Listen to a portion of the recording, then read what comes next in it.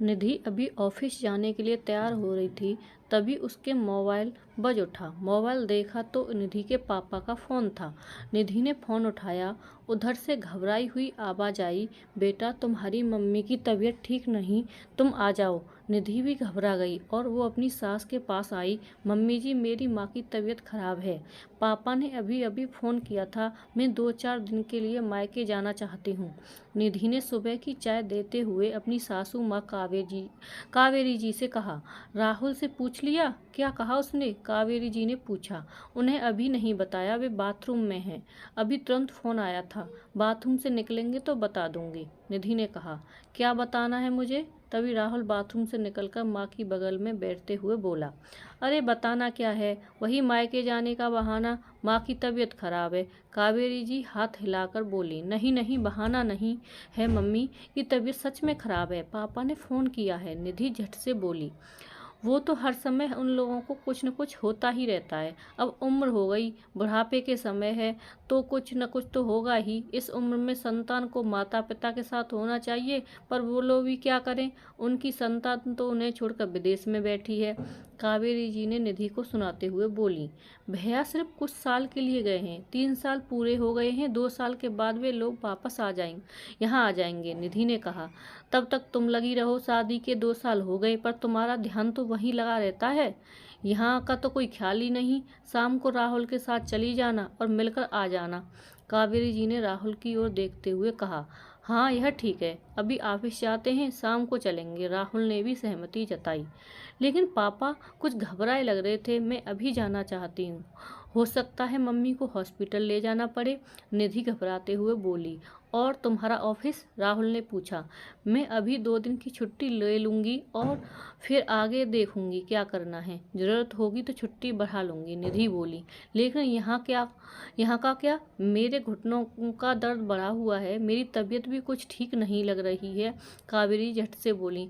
आपको परेशान होने की ज़रूरत नहीं है, काम वाली और खाना बनाने वाली दोनों अभी आती होंगी, मैं उन्हें अच्छे से समझा दूंगी, आपको परेशानी नहीं होगी। वो लोग सब कुछ अच्छे करके आपको भी देख लेंगी, आपको कोई काम करना नहीं पड़ेगा। वो सब तो ठीक है, पर रहने की कोई ज़रूरत नहीं है, देखकर आ जाना, रुक मत जाना। कावेरी जी ने जोर से बोला। अभी तो मैं गई भी नहीं, पहले जाकर देखूं तो कैसी तबीयत है। तबीयत खराब होगी तभी रहूंगी।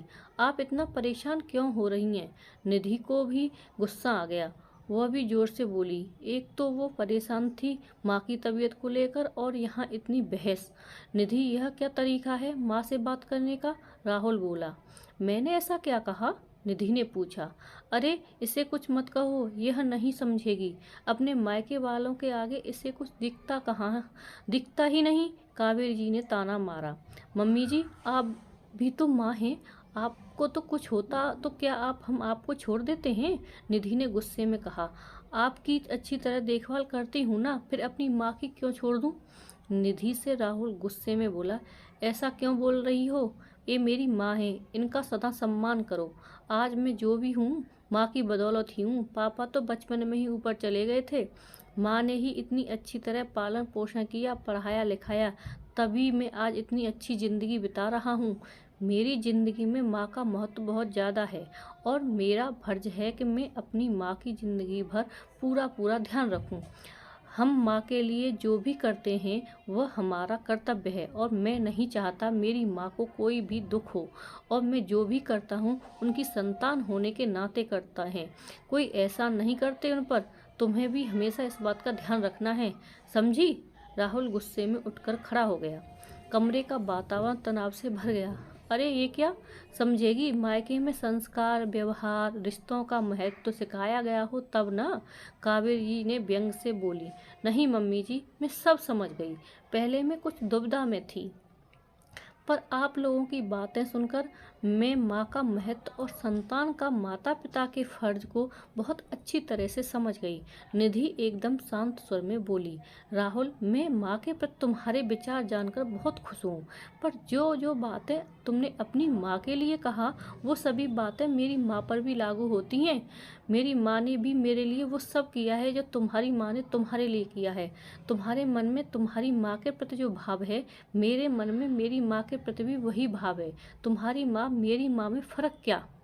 माँ में भेदभाव क्यों? माँ तो माँ है, तुम्हारी हो या मेरी, फिर उनके प्रति फर्ज निभाने में भेदभाव क्यों? कैसा? निधि ने एक गहरी सांस ली। कमरे में सन्नाटा छा गया। तीनों चुप हो गए।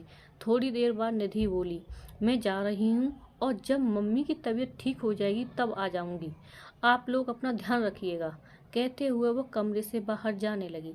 रुको निधि, मैं भी तुम्हारे साथ चलता हूँ, राहुल ने कहते हुए माँ की ओर देखा। माँ ने भी सिर हिलाकर अपनी स्वीकृति प्रदान कर दी।